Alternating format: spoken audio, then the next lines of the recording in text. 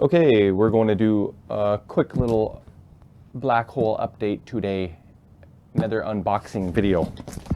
Big one from Pinball Resource. Thank you, Steve. He gets a lot of crap because he is not the easiest website to work with, but you know what? I called the guy, I talked to him. Once you get by the wall, he's actually very, very interesting to talk to. He's been in the industry for so long. He knows so much. And if you get him talking, you can hear some really cool information, really cool stories. And 98% of people seem to dread making the phone call, but I actually enjoy it. I like talking to him. Like I said, you just got to get by that wall. And once you do, you'd be amazed at what's behind the Steve Young wall. So shout out Steve Young. Thank you for this box of goods. Oh, let's see how much we're going to have to send him. Here's the bill. I already see the shipping is $70 US. So it's like $100 Canadian. Just for that. All right, so grand total. Oh my God. This one hurts. This one hurts. Wait a minute. The last one hurt. If you watched my unboxing video a little bit, just kind of, I think it was called Pinball Happenings video. This bag, $400 Canadian. This is 4 motors and miscellaneous parts for black hole. So I got motors. I got hubs. I've got screws. And I've got adapters from Servo City if you need. Just look on PinWiki, tell you what you need to order. Took me reading it about 10,000 times to actually kind of understand what it was I needed and how to do it. But now that I have all the parts, it should be almost plug and play. Maybe I'll record a video of me flailing away at trying to do that. Okay, so, oh yeah, anyway, this box is $420 US. So it's going to be about $550, and I'll show you what's inside. Okay, let's not forget to pay the man. I'll put that right there. But the good news is, USPS, please don't watch this because you didn't charge me my extra duty and customs fees, which would have been 13% of that for $550. So I saved a bunch of money doing that by not getting charged. USPS is inconsistent. Sometimes you get hit up with the extra 13%, sometimes you don't. So I got lucky on this one actually. So what I got in the box is pop bumper caps for enough black holes to do what I need to do. And I was getting low on coil sleeves. Finally, got the bigger size and the smaller size back in stock. I did get one box of 313 bulbs. You need these for black holes in haunted houses, just in case. I don't know if I had for sure enough, and it's nice to have spares. What is this? What is this? Ah, interesting.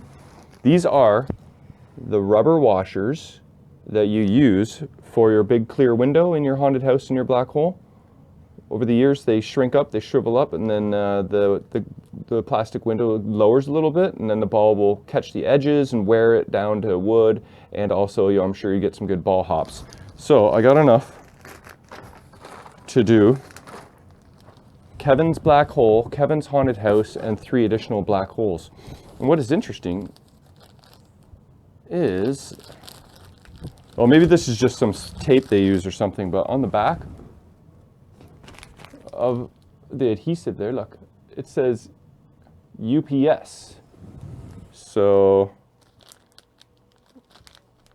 is that just the tape that they stick these to? Why does it say UPS on there? Doesn't matter though. Okay, look at this. This is also some goodness. 3 decals for a coin door. I had one of the other Gottlieb decals in my little drawer, but see, look at this. I got 2 of these. Oh, come on. But it's not the right kind. Also, I have like 3 of these. Not the exact original. I had to go spend the $5 each to get the correct ones. Where did they even go? I just lost them already. Okay. They'll turn up. Yeah, there they are. Okay. Now, can you see yet? Yeah, you've probably seen. Look at that. This is where the real money was spent. Oh, baby. They're kind of coming out of their little housings here, but well, it's fallen out of its kind of housing, but 3 plastic sets for upper playfield. Oh, this just is some good stuff. Never to get brittle and snap again, because I'm sure this is Lexan and this is going to be awesome. So that's just kind of scrap. Actually, you know what? This is probably good scrap Lexan. I'm going to hang on to that. You can make a custom plastic protectors out of that for like areas where the ball like smashes into, like center drop targets or slingshots. So this is good enough to maybe make a couple plastic protectors or whatever. Look at this. Here's the difference. Nice. New plastic. Still has the film on it. Original. Very yellow. And let's see how close this is. Yep, identical. The holes are friggin' precisely exact. So I have, this is what cost me all the money, this guy here, because this is why I needed such a large box. But he actually, he condensed it into as pretty much as small of a box as you could get, but this is why. Look at the size of this plastic.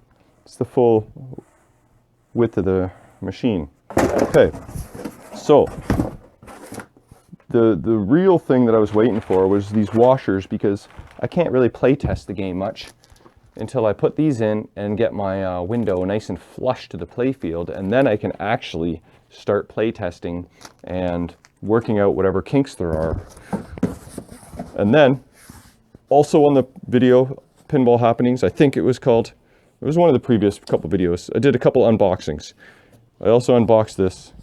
Again, this is a black hole mod to make the disc not spin all the time. It only spins when it goes into the lower playfield, which makes it extra awesome. And this was made by Eddie Kramer, and he sent this to me, and I am very grateful. So check out Eddie Kramer's video. It shows you exactly you know, with this mod installed into his black hole and how it works. And you know, if you want to make one, it's actually fairly simple. John Robertson designed this, from what I understand. That's this is not going to work very well, but is that even right? It's upside down. So if you can translate that into this, into your black hole, boom, you got awesomeness. So I got my mod, I got my plastics, I got my washers, I got my motors, I got some sleeves, I got some 313 bulbs, and I got a coin door sticker and pop bumper caps. So I can, you know, get back to the black. You know, it's been a while. So I'm gonna probably install my window tonight and show you what that looks like, hopefully. Okay, so this is what's going on with Black Hole. I have installed the window. I cleaned it both sides with Novus 2, and it actually came out a lot better than it was, and there's no chips on the edges, so this was a good window. There's the rubber washers, you can kind of see. They kind of spread out. As soon as you just squish them down, you try and get everything nice and flush. I think there's, what, 3, 6, 9, 10 screws, Yeah, because there's 10 washers. So that's installed. And as you can see, the new plastic set is installed. Quite kind of a brighter blue than the playfield, but I like it. I didn't secure the plastics down with any hardware yet, so they're just flopping around.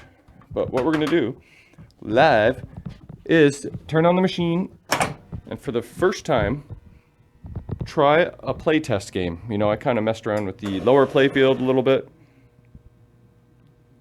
I'm really anticipating there to be lots of issues. It may not even work, just because the nature of Black Hole and Gottlieb System 80. But I'm not going to get too crazy technical here with my rig on this, because this is just a quick little play test to see if we can even get through a couple balls without finding too many issues. See if it'll let us play at all. Okay, here we go. It says I have 0 credits. This display here in the middle, I had to replace that. The other one was basically dead.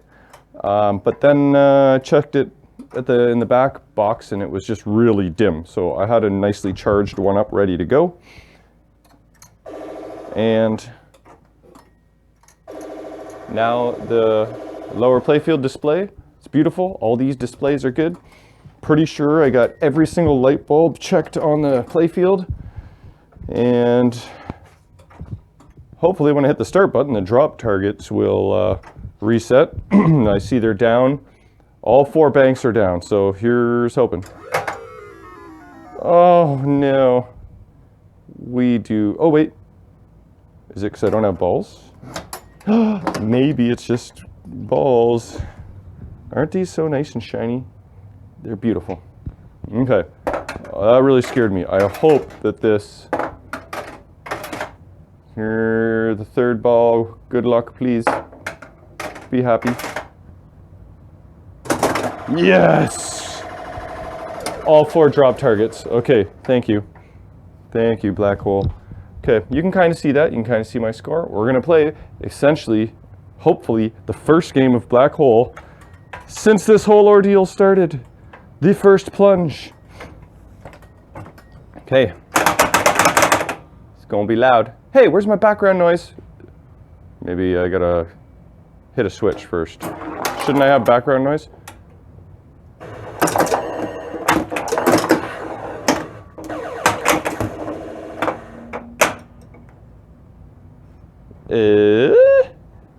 How come I don't have background noise? Aren't I? I'm supposed to have background noise. Okay. So we'll add that to the list. I've had background noise, I think. Next thing we have to do is level it, because it's definitely not level. It's drifting to the left quite a bit. I gotta say, this is playing really fast and slick with the freshly built flippers and freshly cleaned playfield. All right. Oops. I rebuilt the plunger. I just gave it a pretty shitty, you know, it's a little bit close. The rubber tip is a little too close to the edge of the housing here. So what I'm going to do is add that to the list and see if I can center the plunger a little better, because it's kind of catching the edge and making for a shitty plunge. So that's going on the list. Oh, this pop bumper cap popped out for whatever reason.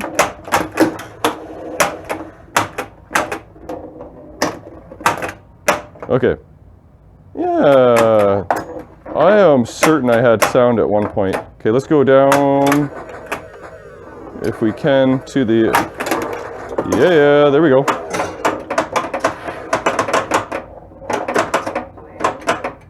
Oh, we got audio. We got like our call outs.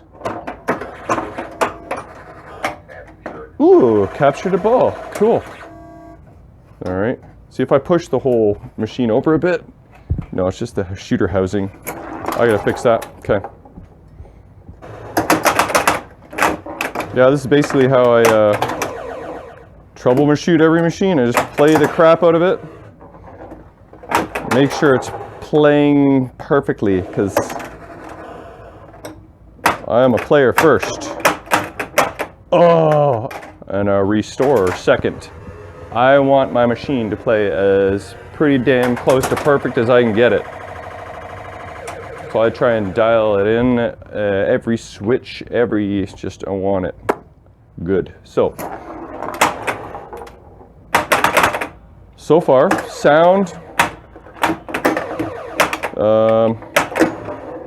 level, shooter lane.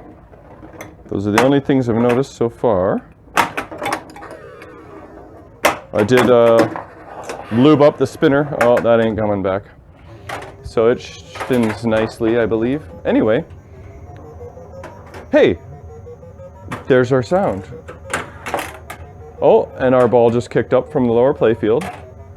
So that solenoid's happy. So maybe just it wasn't happy when I started the machine with no balls and the sound just never had a chance to reset.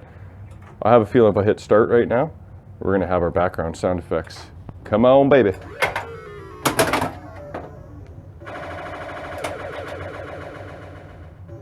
There we go. It just didn't like the way I started it.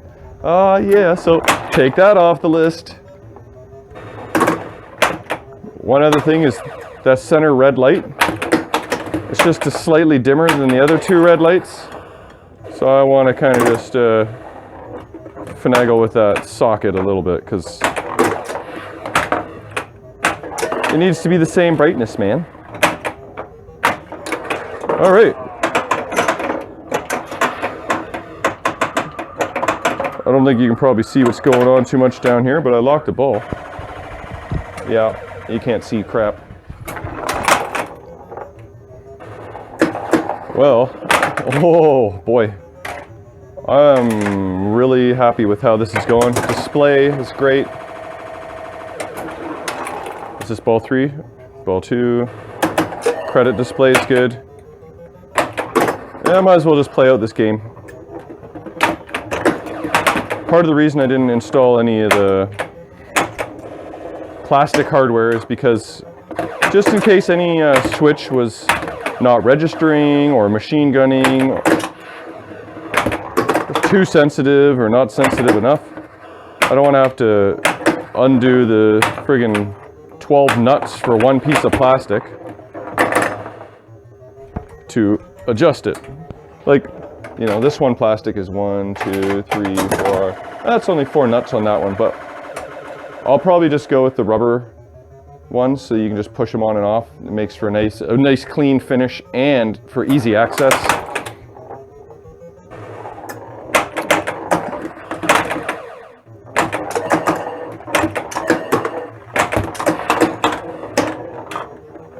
Yeah, man, this is awesome. I know what I'm going to be doing for the rest of the night. Playing the crap out of this and making sure, like, how many times do you have to play a black hole to be confident that if you sell it, that it's not going to screw up? 1 million? Or, whoa, what's happening? Okay. Yes. That's great.